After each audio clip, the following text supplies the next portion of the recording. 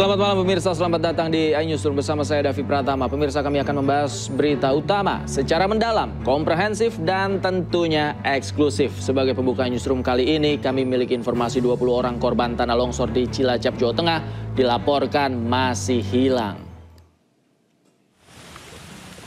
Pencarian korban dihentikan karena saat ini hujan turun yang dapat membahayakan tim SAR karena kontur tanah yang masih labil. Proses pencarian akan terus dilakukan hingga 7 hari ke depan. Namun, tak menutup kemungkinan proses pencarian akan tetap dilanjutkan dengan melihat kondisi di lapangan. Sementara itu pencarian yang berlangsung selama sehari, tim gabungan berhasil menemukan 1 korban dalam kondisi meninggal dunia. Hingga kini tersisa 21 warga yang masih tertimbun tanah longsor dan belum dapat dievakuasi.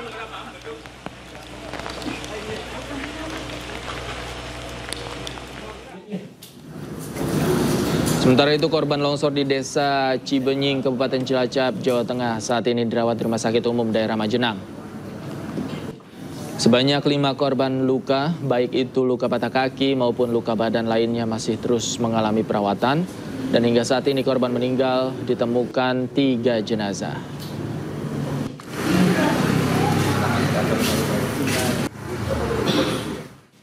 Sebelumnya Bupati Cilacap Syamsul Aulia Rahman menyebut 20 orang masih tertimbun longsor. Dari 46 kan total sebenarnya rumah yang terdampak kan ada 16. Ya. Terus kemudian total penghuni jiwanya itu ada 46. 23 sudah dinyatakan selamat, tapi ada 5 yang di rumah sakit. Terus tadi pagi ketemu 1 jam 10, ini masih 20 yang hilang. Jadi rumahnya ada yang terpisah-pisah, ada yang sebelahan, tapi juga ada yang terpisah. Pencarian tetapi juga tetap mengutamakan keselamatan. Karena juga di area situ itu ada sungai kecil yang potensi karena tertutup longsor, jadi airnya itu menggenang. Ini juga membahayakan apabila mungkin lama-kelamaan airnya itu banyak, terus kemudian membawa longsoran lagi juga. Sementara itu pemirsa, tim SAR gabungan menemukan jasad perempuan di lokasi longsor Cilacap, Jawa Tengah. Ratusan personil gabungan dikerahkan untuk mempercepat pencarian korban.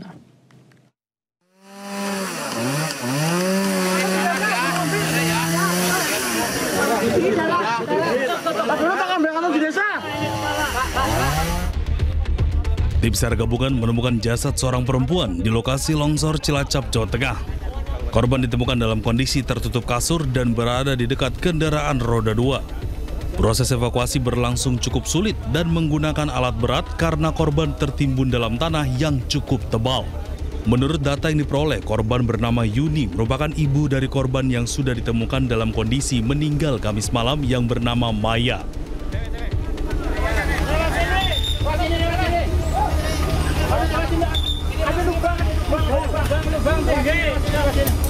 Di hari kedua, proses evakuasi mendatangkan 1 lagi alat berat untuk membantu proses pencarian jenazah. 16 rumah warga tertimbun. Yang mencari korban saat ini sedang membawa untuk di percepat.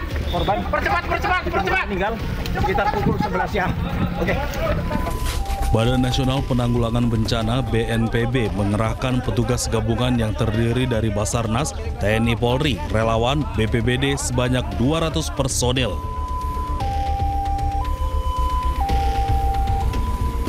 Ini kami mengerahkan Satgas Pencarian Gabungan, Basarnas, TNI Polri, relawan, BNPB, BPBD sekitar 200 orang. Ini sekarang sudah langsung melaksanakan pencarian. Mudah-mudahan dalam waktu yang tidak terlalu lama ini bisa segera ditemukan. Ini berdasarkan dari hujan lebat beberapa hari. Sebetulnya Jawa Tengah itu sudah dilakukan operasi modifikasi cuaca. Terbukti penanganan banjir di Semarang, Kaligawe karena OMC sudah tuntas. Tapi ternyata tadi malam dengan hujan yang tidak terlalu lebat mengakibatkan longsor di Kabupaten Cilacap atau di Kecamatan Majenang tadi. Alat berat juga dikerahkan ke lokasi bencana guna mempercepat pencarian korban.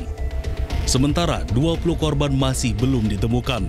Dari Cilacap, Jawa Tengah, Tim Liputan iNews melaporkan. Dan pemirsa, untuk mengetahui informasi terbaru terkait musibah longsor di Cilacap, Jawa Tengah, sudah ada rekan kami Heri Susanto di lokasi. Selamat malam, Heri. Apa saja aktivitas saat ini yang dilakukan di lokasi? Saat ini kondisi cuaca di lokasi bencana tanah longsor di Cisacipen ini, Kecamatan Majenang, Kabupaten Cilacap itu dalam kondisi hujan. Jadi proses evakuasi sekitar pukul 15.30 tadi untuk sementara dihentikan karena kondisi lokasi berbahaya jika memaksa evakuasi terus dilakukan. Mengingat cuaca saat ini masih turun hujan, untuk aktivitas malam ini di lokasi kejadian untuk sementara dihentikan. David. Heri, besok pukul berapa rencananya evakuasi kembali dilanjutkan? Ya, besok seperti biasa untuk proses pencarian itu biasanya akan dimulai pukul 6 pagi. Kemudian seluruh tim SAR yang terlibat dalam proses pencarian ini akan terus melakukan pencarian hingga 20 korban yang masih tertimbun itu bisa diketemukan. Diksi, ada di berapa titik korban yang masih hilang saat ini? Ya, berdasarkan pemetaan dari tim SAR itu ada dibagi dalam dua titik, yakni titik A sama titik B. Dari titik-titik itu ada dugaan bahwa korban tertimbun di reruntuhan bangunan maupun rumah mereka yang tertimpa tanah longsor. Hingga saat ini proses pencarian yang berlakukan hingga saat ini berhasil menemukan satu korban jenazah yang berhasil ditemukan dalam kondisi meninggal dunia. Dengan demikian jumlah korban yang masih tertimbun saat ini mencapai 20 orang warga. David. Baik, terima kasih Heri Susanto melaporkan langsung dari lokasi longsor di Majenang, Cilacap. Selamat bertugas kembali. Pemirsa, polisi mendalami kasus perundungan yang sempat viral di SMPN 1 Blora, Jawa Tengah. Polres Blora telah meminta keterangan korban dan puluhan saksi termasuk 4 orang guru.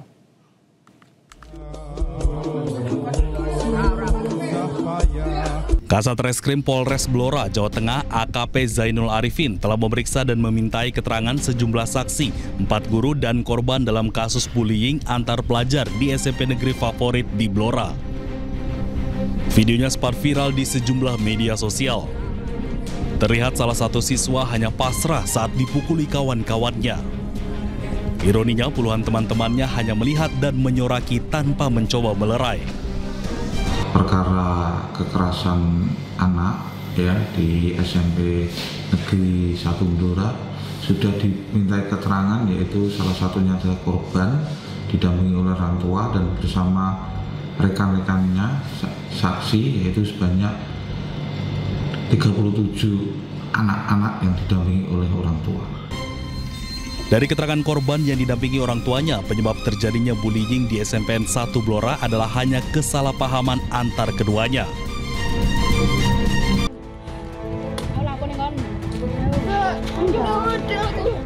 Belum juga usai kasus perundungan di SMPN 1 Blora, perundungan kembali terjadi di Kelurahan Tanjung Rejo, Sukun, Kota Malang. Diketahui korban merupakan siswi SMP setempat. Viral seorang siswi SMP dianiaya hingga mendapat kekerasan fisik oleh 3 pelaku yang juga perempuan. Dalam video, korban hanya terdiam dan tidak melawan. Terlihat korban sempat meminta maaf kepada pelaku, namun pelaku kembali melakukan tindak kekerasan. Satreskrim sudah mendampingi korban dan ibu korban untuk melaporkan kejadian tersebut dan sudah dilaksanakan pemeriksaan awal dugaan adanya kekerasan terhadap melaksanakan mintai keterangannya terhadap terduga pelaku yang melaksanakan kekerasan terhadap korban itu. Terkait kasus ini, polisi segera memanggil pelaku perundungan. Dari pemeriksaan yang telah dilakukan, korban mengalami luka akibat kekerasan yang dialaminya. Tim Liputan iNews melaporkan. Perundungan yang dialami anak-anak berdampak buruk dan ganggu psikologis jika tak ditangani serius, dan berikut langkah yang perlu dilakukan orang tua saat dampingi anak korban perundungan.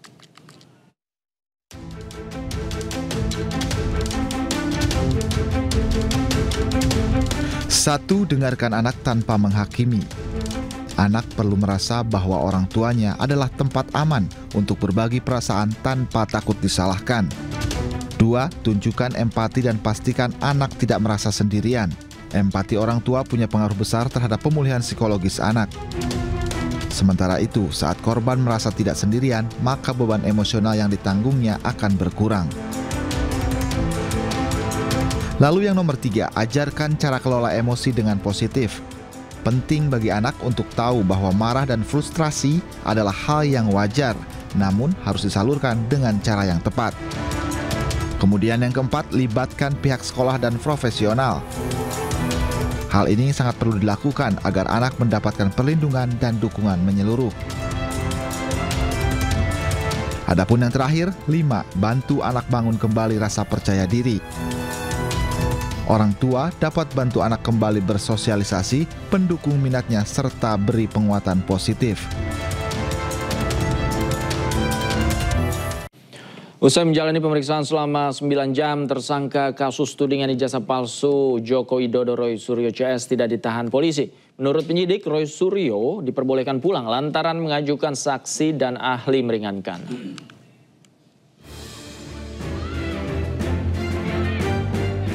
Roy Suryo CS menjalani pemeriksaan di gedung Dirkrimum Polda Metro Jaya terkait kasus tudingan ijazah palsu Joko Widodo. Roy Suryo CS menjalani pemeriksaan selama 9 jam dan keluar ruangan sekitar pukul 20.45 waktu Indonesia Barat. Juru bicara Roy Suryo CS, Refli Harun, menyebut pemeriksaan berjalan dengan baik. Roy Suryo, Rismond Sianipar, dan Dr. Tifa juga diperlakukan dengan baik oleh penyidik. Dicecar sebanyak 157 pertanyaan, ketiganya tidak ditahan karena bisa membawa saksi dan ahli yang meringankan. Refli menilai dengan tidak adanya penahanan membuat Roy Suryo CS bisa lebih produktif dalam berkontribusi di ruang publik. Sangat terpaksa, tidak akan ada press conference dari ketiganya. Jadi cukup saya yang mewakili kepentingan mereka bertiga, dan alhamdulillah paling tidak hari ini mereka tidak ditahan. Padahal kita tahu pasal-pasal yang dikenakan ke mereka ancaman hukumannya sampai 12 tahun. Yaitu pasal 35 Undang-Undang ITE. Alhamdulillah, saya mengatakan dengan tidak ditahan, Mas Roy akan lebih produktif, akan bisa berpikir, akan bisa menulis dan lain sebagainya. Sementara itu, pihak kepolisian menegaskan akan kembali melakukan pemeriksaan kepada saksi maupun ahli yang diajukan Roy Suryo CS. Hal tersebut dilakukan atas dasar prinsip proses penegakan hukum yang adil dan berimbang. Kepada ketiga tersangka, kami perbolehkan untuk kembali ke rumahnya masing-masing. Kenapa demikian? Karena ketiga tersangka mengajukan ahli dan saksi yang meringankan. Tentunya dalam hal ini kami sebagai penyidik harus menjaga keseimbangan keterangan dan informasi sehingga proses penegakan hukum ini adil dan berimbang. Roy Suryo bersama dengan Rismond Sianipar dan Tifa Uziat Yasuma atau Dr. Tifa merupakan 3 tersangka klaster 2 kasus tudingan ijazah palsu Jokowi. Sebelumnya pada klaster 1, polisi telah menetapkan 5 tersangka dalam kasus ini. Tim Liputan iNews melaporkan. Dr. Tifa menduga ada dugaan kriminalisasi dalam penetapan 8 tersangka dalam kasus ijazah Jokowi di Polda Metro Jaya. Para tersangka disebut telah manipulasi ijazah Presiden ke-7 tersebut.